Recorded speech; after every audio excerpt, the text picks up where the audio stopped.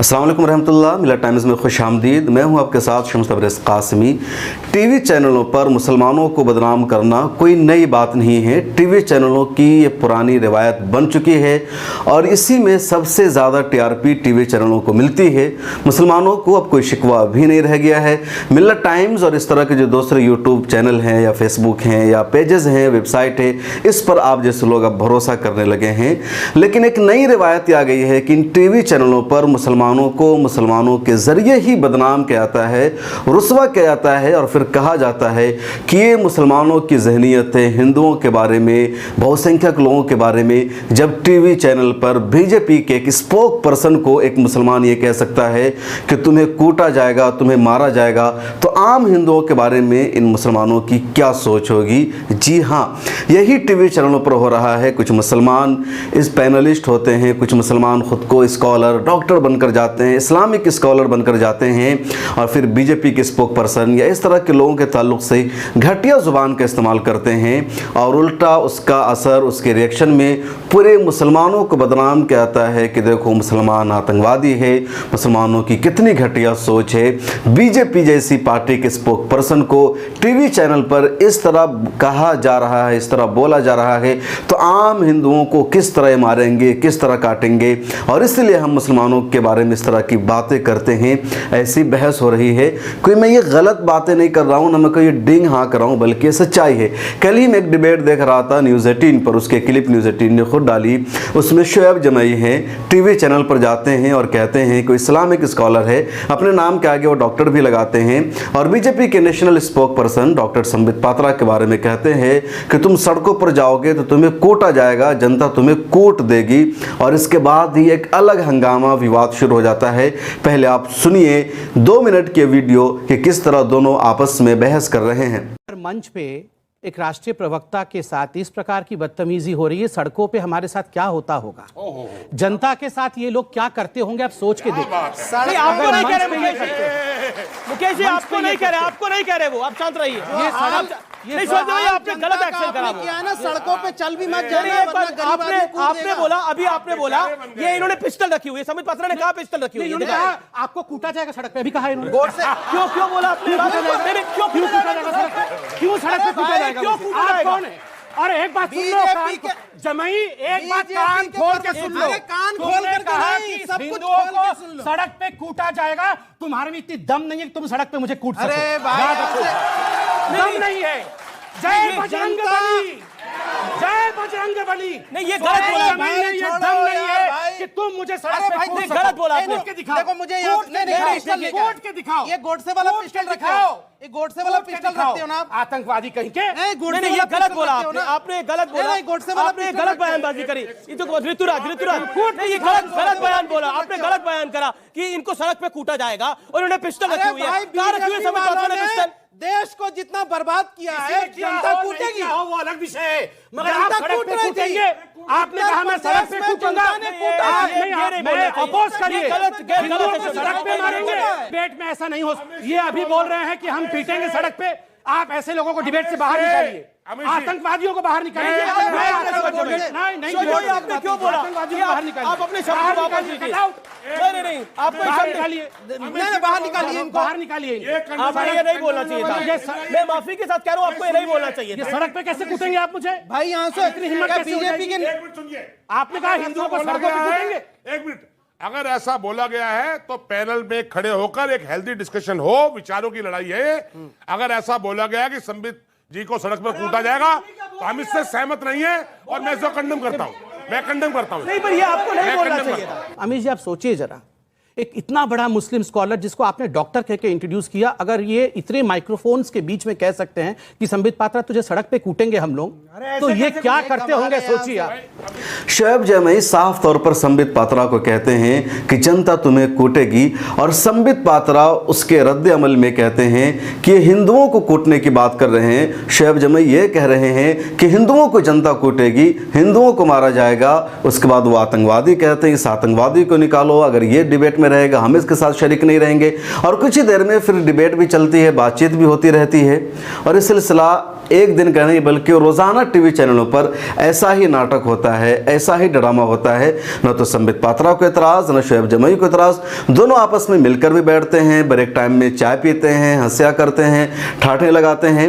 बल्कि कई मरतबा तो कहा जाता है कि ज़रा सा और खिलाफ बोलिए, इतना खिलाफ आप बोल रहे हैं, इससे काम नहीं चलेगा। टीआरपी बढ़ाने के लिए ज़रूरी है कि आप थोड़ा सा ज़्यादा बीजेपी का विरोध कीजिए, संबित पात्रा पर कुछ ज़्यादा सख्त एतराज़ लगाइए।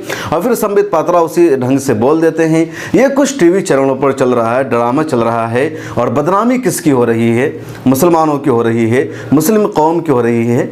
बीजेपी से एतराज़ अपनी जगह, बीजेपी की आइडियोलॉजी से मुझे भी इख्तलाफ है, कई सारे लोगों को इख्तलाफ हो सकता है। डॉक्टर संबित पात्रा से कई सारे लोगों को इख्तलाफ हो सकता है, लेकिन डॉक्टर संबित पात्रा बीजेपी के नेशनल स्पोक पर्सन है, बीजेपी के अहम रहनुमाओं में से एक है। उनके ताल्लुक से इस तरह की ज़ुबान का इस्तेमाल करना बिल्कुल भी मुनासिब नहीं है, न किसी को ज़ेब देता है, न किसी मुसलमान को चाहिए कि नेशनल चैनल पर नेशनल स्पोक पर्सन के ताल्लुक से इस तरह की घटिया ज़ुबान का ताल्लुक करे। जो कुछ कहा शोएब जमुई ने गलत कहा, लेकिन उनकी भाषा हो सकती है, उसकी ज़ुबान हो सकती है, किसी और का नहीं। लेकिन रद्द अमल में यह कहा जाता है कि इस तमाम मुसलमानों की सोच है, मुसलमानों की भाषा है, और फिर मुसलमानों को ब्लेम किया जाता है। और ये जो लोग हैं लगातार टीवी चैनलों पर इस तरह की बातें करते हैं। डॉक्टर संबित पात्रा वहीं पर कह रहे हैं कि मेरी बेइज्जती हो रही है, मेरी तौहीन की जा रही है। जब मेरे साथ ऐसा हो सकता है तो आम लोगों के साथ क्या होगा? लेकिन शोएब जमुई साहब को ज़र्रा बराबर अपनी बेइज्जती महसूस नहीं हो रही है, अपनी तौहीन का एहसास नहीं हो रहा है। उन्हें संबित पात्रा आतंकवादी कह रहे हैं, दहशतगर्द कह रहे हैं, 2 कौड़ी का कह रहे हैं। उधर एक और है, वो तो इन्हें 4 फुट का इंसान कह रहा है। ज़बरदस्त तरीके से इनकी बेइज्जती की जा रही है। लेकिन शोएब जमुई को अपनी बेइज्जती का, अपनी आनत का कोई एहसास नहीं है। उन्हें फ़ख्र महसूस हो रहा है कि हम टीवी चैनल पर हैं, पूरी दुनिया देख रही है, हमारे ताल्लुकात बढ़ रहे हैं, लाइजनी करने का मौका मिलेगा, हर जगह हमारी ज़्यादा अहमियत हो जाएगी। और यही में वो ठाठे लगा रहे हैं, एक तरफ उनकी बेइज्जती की जा रही है। क्या नहीं कहा जा रहा है? एक आम मुसलमान को अफसोस होता है कि एक मुसलमान दाढ़ी वाला खुद को जामिया मिल्लिया इस्लामिया का प्रोडक्ट बताता है, डॉक्टर भी लिखता है, और उसको आतंकवादी कहा जा रहा है, उसे 4 फीट का इंसान कहा जा रहा है, उसे बेगैरत कहा जा रहा है, और वो ठाठे लगा रहा है। उस टीवी चैनल का बायकॉट करने के बजाय लगातार वहाँ पर खड़ा हुआ है। सच पूछिए, अगर कोई और होता, ज़र्रा बराबर उसके अंदर गैरत होती, हमीयत होती, अगर उसे आतंकवादी कहा जाता या उसे 4 फुट का बेगैरत इंसान कहा जाता, तो फ़ौरन चैनल को छोड़ देता, बायकॉट करता, या कम से कम इतना ज़रूर कहता कि जिसने मेरे ताल्लुक़ से इतनी घटिया भाषा का इस्तेमाल किया है, इतनी घटिया ज़ुबान इस्तेमाल की है, उसको बाहर निकालो। लेकिन शोएब जमुई को कोई फ़र्क नहीं पड़ता। उससे ज़्यादा गैरत तो डॉक्टर संबित पात्रा में देखी। संबित पात्रा ने यहाँ तक कह दिया कि इसको निकालो डिबेट से, तब हम रहेंगे। इसने मुझे ये कहा कि तुम्हें कूटा जाएगा, हिंदुओं को मारा जाएगा, ऐसे शख्स के साथ हम डिबेट में नहीं रह सकते। संबित पात्रा की जुर्रत तो यहाँ तक थी, लेकिन इसके पास इतनी भी जुर्रत नहीं, और न ये बंदा ये कह सका, और डिबेट में मौजूद है। सवाल ये है कि लोगों की डिबेट में जाने का फ़ायदा क्या है? शोएब जमुई हो गए, मौलाना अंसार रज़ा है, मौलाना साजिद रशीदी हैं, ऐसे कई सारे लोग हैं जो टीवी चैनलों पर नज़र आ जाते हैं। सिर्फ मुसलमानों के मुद्दों पर इनको बुलाया जाता है, और मुसलमानों की रुसवाई का इंतज़ाम इन्हीं के ज़रिए किया जाता है। अगर ये नहीं जाते हैं तो चैनल की टीआरपी रुक जाती है, डिबेट में जान नहीं आती है। आप संबित पात्रा को ही देख लीजिए, मौका मिलेगा कि हिंदुओं को कूटने की सरेआम बात की जा रही है। अभी मौका नहीं मिलता अगर शोएब जमुई ये ना कहते कि तुम्हें सड़कों पर जनता कूटेगी। अब यही मौका देते हैं, उससे अपना एजेंडा सेट करते हैं। और कई लोग तो ट्विटर पर लिख रहे हैं, इसी ताल्लुक से मैंने भी ट्वीट किया, इस वीडियो को शेयर किया मैंने अपने पर्सनल ट्विटर पर, आप जाकर देख सकते हैं कि कौन लोग हैं, क्यों जाते हैं, क्यों इस तरह की बात करते हैं, खुद बोल करके मुसलमानों की रसवाई का सामान फराहम करते हैं। और अब उस पर रद्द अमल में लोग लिख रहे हैं कि लोग हैं जो 5000 रुपया के लिए जाते हैं, चंद टिक्कों के लिए जाते हैं, पेट भरने के लिए जाते हैं, कौम और मिल्लत की रसवाई का सबब बनते हैं। इससे पहले भी 2017 में जब 3 तलाक का मसला चल रहा था, टीवी चैनलों पर कुछ मौलवी नुमा हजरात इसी तरह जाकर के मुसलमानों को बदनाम कर रहे थे, इस्लाम की गलत छवि पेश कर रहे थे, गलत तर्जमानी कर रहे थे। तब दारुल उलूम देवबंद ने एक प्रेस रिलीज जारी करके कहा था कि इस्लाम और मुसलमान के ताल्लुक से टीवी चैनलों पर कोई भी बातचीत न करे। कुछ दिन उसका असर हुआ, लेकिन फिर दोबारा इन मौलवियों ने जाना शुरू कर दिया, और अब लगातार जाने का सिलसिला शुरू है। इनकी बेइज्जती की जाती है और मुसलमानों की बेइज्जती होती है, और रुकने को नहीं है। अच्छा, ये लोग जाते क्यों हैं ये भी समझ में नहीं आता। इन्हें मिल्लत टाइम्स जैसे कई सारे यूट्यूब चैनल हैं, वेबसाइट है, प्लेटफॉर्म है जिन्हें मौका फराहम करते हैं कि हमारे आइए, लेकिन ये टीवी चैनलों पर जाते हैं। सही मालूमात नहीं होती, अधूरी जानकारी होती है, नाक़िस इन्फॉर्मेशन होती है और उस बुनियाद पर टीवी चैनल पर 1 घंटा तक बहस करते हैं, जो मन में आता है बोलते हैं। अगर टीवी चैनलों पर इन लोगों को जाने का इतना ही शौक़ है तो कम से कम सही जानकारी हासिल करनी चाहिए, सही इन्फॉर्मेशन लेना चाहिए, तब जाना चाहिए। और जो डिबेट की ज़ुबान है और मीडिया में इन दोनों जो कुछ हो रहा है उस पर बीजेपी सरकार भी अब नाराज हो गई है। कहा जा रहा था कि बीजेपी सरकार को इससे फायदा मिलता है, बीजेपी सरकार के इशारे पर ये लोग कर रहे हैं, लेकिन ये लोग बीजेपी की खुशनुदी हासिल करने के लिए या सरकार से कुर्बत हासिल करने के लिए, दरबारी बनने के लिए ये टीवी चैनल एंकर इतना आगे बढ़ गए कि खुद बीजेपी भी नाराज हो गई है। पिछले दिनों ministry of information and broadcast की तरफ से प्रेस रिलीज जारी की गई, गाइडलाइन जारी की गई, उसमें बाज़ाब्ता कहा गया कि टीवी चैनलों के कुछ शोज ऐसे हैं जिनमें झूठ खबर को दिखाया गया है, झूठी अफवाहें फैलाई गई है। टीवी चैनलों की जो डिबेट है उसकी जो ज़ुबान होती है गैर महज़ब होती है, अनपार्लियामेंट्री वर्ड का वहाँ यूज़ किया जाता है और हुकूमत इस पर रोक भी लगा सकती है। सख्त अल्फाज में गाइडलाइंस जारी किया है मिनिस्ट्री ने, वजारत इत्तलात व नशरियात ने, और उसके जो निशाने पर यही टीवी चैनल है और इसीलिए बहस हो रही है। कल ही मैं एक डिबेट देख रहा था न्यूज़ 24 पर, जहाँ आशुतोष और दुबे और कई सारे लोग थे, वो ये कह रहे थे कि हम जैसे पत्रकारों को, हम जैसे लोगों को अब टीवी चैनलों का बायकॉट कर देना चाहिए, छोड़ देना चाहिए, क्योंकि टीवी चैनलों की जो बहस होती है उसमें जर्नलिज्म के उसूलों का लिहाज नहीं रखा जाता है, उसमें आजकल सिर्फ प्रोवोक किया जाता है, हिंदू और मुसलमानों को भड़काया जाता है, मुसलमानों के ख़िलाफ़ शोज़ किए जाते हैं, ख़बरें दिखाई जाती है और उसकी वाज़ेह लगातार दिन रात मिसाल है। एक मिसाल तो ऐसी है कि उस पर केस ही दर्ज हो गया है। अमन चोपड़ा, इसका नाम आपने सुना होगा, पहले बंदा जी न्यूज़ में था, उसके बाद मुकेश अंबानी के चैनल न्यूज़ 18 में आ गया और न्यूज़ 18 में आने के बाद तो इसने जी न्यूज़ से भी ज़्यादा जहर उगलना शुरू किया।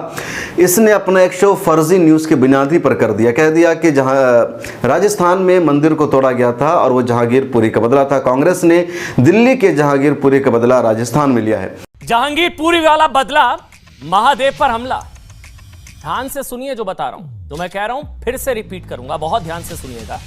जहांगीरपुरी वाला बदला, महादेव पर हमला। सोचिए अगर ऐसा नहीं है तो ये क्या इतना बड़ा इत्तेफाक है, मतलब इतना बड़ा संयोग है कि 2 दिन पहले दिल्ली के जहांगीरपुरी में मस्जिद के गेट पर बुलडोजर चला, 2 दिन पहले, और आज राजस्थान के अलवर में 3 मंदिर तोड़ डाले गए। एक मंदिर तो 300 साल पुराना था। अब ये इतना बड़ा इत्तेफाक है या कुछ कनेक्शन है? ये जहांगीरपुरी का बदला है क्या? आप फिर से सवाल को सुनिएगा। ये देखिए मूर्तियों को कैसे खंडित किया गया, कैसे खंडित किया गया है।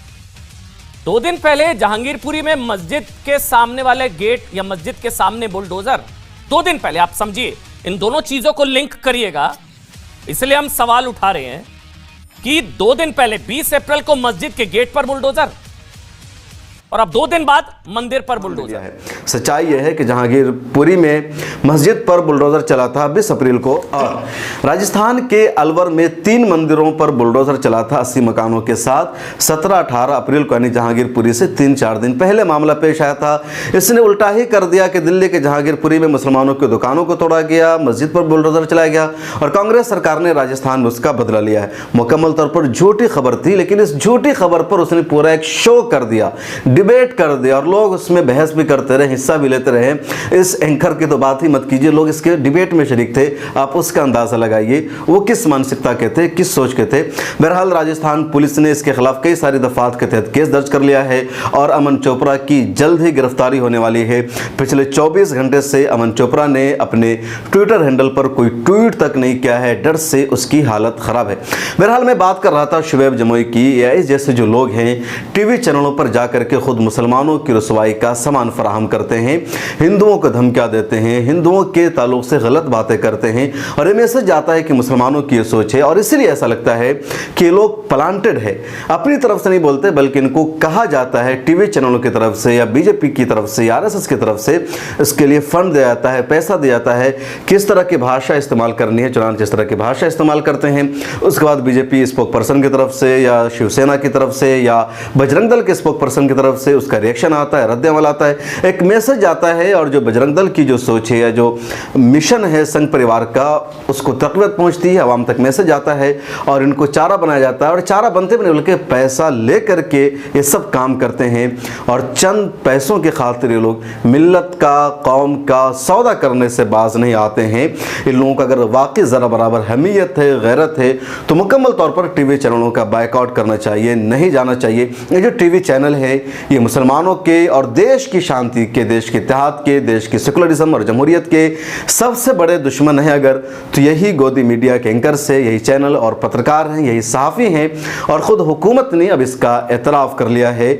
उम्मीद है ये जो ख़ुद को स्कॉलर्स बनते हैं जाने का सिलसिला बंद करेंगे, कुछ सोचेंगे। अगर ये अब भी जाते रहते हैं तो यही कहा जाएगा कि उन्होंने इसी को अपनी रोज़ी रोटी बना रखा है, ज़मीर बेच करके, मिल्लत का सौदा करके, ये महज अपना मफाद चाहते हैं। आपका क्या ख्याल है, आप क्या सोचते हैं कि इस तरह के लोगों को टीवी चैनल पर जाना चाहिए, टीवी चैनलों का बायकॉट करना चाहिए? कमेंट सेक्शन में ज़रूर लिखिएगा। आपसे रिक्वेस्ट है कि मिल्लत टाइम्स को ट्विटर पर और दीगर सभी जगहों पर फॉलो कीजिए। खुद मेरी ताज़ा अपडेट हासिल करने के लिए मुझे ट्विटर पर फॉलो कर सकते हैं। अल्लाह हाफिज़। मिल्लत टाइम्स को आपकी ज़रूरत है, हमारी आप माली मदद करें।